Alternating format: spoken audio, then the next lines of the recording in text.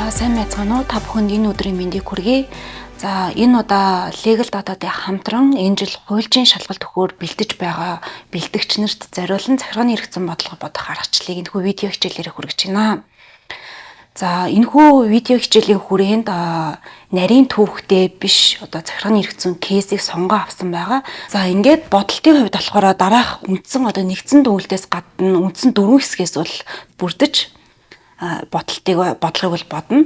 За ингэхдээ болохоор миний зүгээс нийт хүмүүст өгөх зөвлөгөө гэх юм бол үндсэн 3 зүйлийг бас анхааруулвал зүгээр юм болоо гэж ингэж дээр нь бичсэн байгаа. За хамгийн эхлээд болохоор маргаан бүхий харилцааг зөв тодорхойлох. За өөрөөр хэлэх юм бол тухайн шалгах ёстой акта зөв тодорхойлох нь бол тухайн бодлогын бараг нэлээд ихэнх хувийг бол авна гэж бодож байна. За оюутнуудын хувьд алддаг нэг нийтлэг алдаа маань юу вэ гэхээр нарийн төвөгтэй кейсийн хувьд маш олон захиргааны актуудыг дотор нь дурдсан байдаг.